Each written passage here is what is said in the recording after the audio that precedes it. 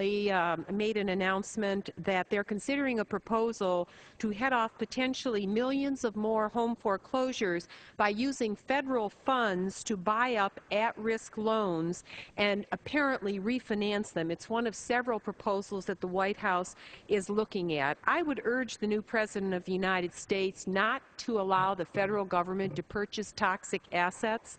And I'm placing in the record an article from late last fall by William Isaac, the former head of the Federal Deposit Insurance Corporation during the 1980s, the early part of the 80s, late 70s, when over 3,000 banks in our country were resolved without going to the taxpayers to bail out the problem loans. And essentially, the Federal Deposit Insurance Corporation used something called the Net Worth Certificate Program, whereby they were able to resolve over $100 billion worth of insolvency in the savings banks for a total expenditure to them of less than $2 billion. The program involved no subsidy outlay. The FDIC purchased net worth certificates in troubled banks, and the agency determined then whether they could be viable if over time, and banks entered the program had to agree to strict supervision from the FDIC. If such a program were enacted today, the capital position of banks with real estate holdings would be bolstered, giving those banks the ability to sell and restructure assets and get on with their rehabilitation. No taxpayer money would be spent, and the asset sale transactions would remain in the private sector where they belong.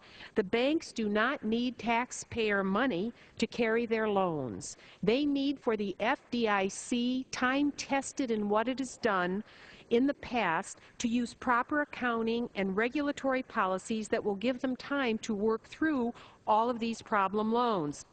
When the FDIC handled the Washington Mutual situation in an orderly manner, there was no cost to the FDIC nor the taxpayers. What I'm fearful of is that the very same securities dealers on Wall Street that have benefited handsomely from the TARP and from all of the housing bubble of the 1990s are now going to find another way to put these same loans together and make more money off of us, the American people.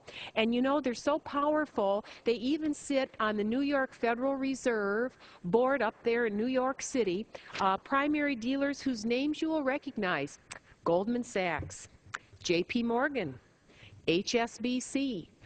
The worst wrongdoers in the crisis are sitting right up there in New York City with their hands on the money spigots. They send their associates down here to head up the Treasury Department. And what was interesting is that Countrywide used to be on the Fed. They took them off a couple years ago. I guess I complained too much, so I don't see Countrywide. I guess they collapsed. They're not on the list anymore. You look down this list, Dresdner Kleinworth Securities over in Germany. That bank is on its knees. It's being bought by Commerzbank, and then Commerzbank by the Allianz Insurance Group in Germany. They're on the list of our primary dealers in New York City at the Federal Reserve there. This is a closed circle, my friends. Over the next few days, I'll be talking about what happened during the 1990s, where these very same Wall Street and money center banks, the very same ones on this list, planned to over-leverage the U.S. economy and housing market through such schemes as mortgage-backed securities, through which they benefited handsomely in home equity loans, and they made extraordinary profits, their executives, their shareholders, their board members, and the net result of their combined actions has been to indebt our country on the private side and ultimately now try to shift all of that debt to us, to our children and to our grandchildren.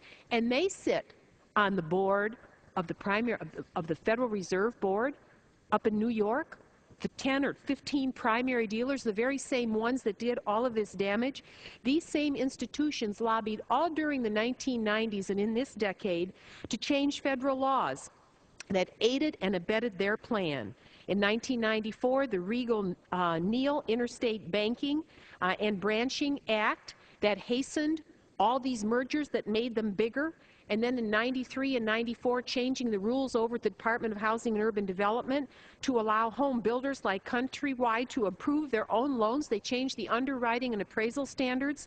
And then again, allowing lenders to select their own appraisers.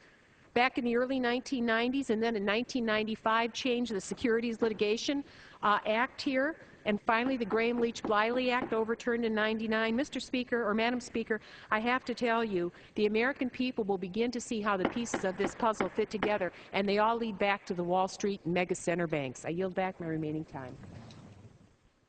Mr. Franks from Arizona.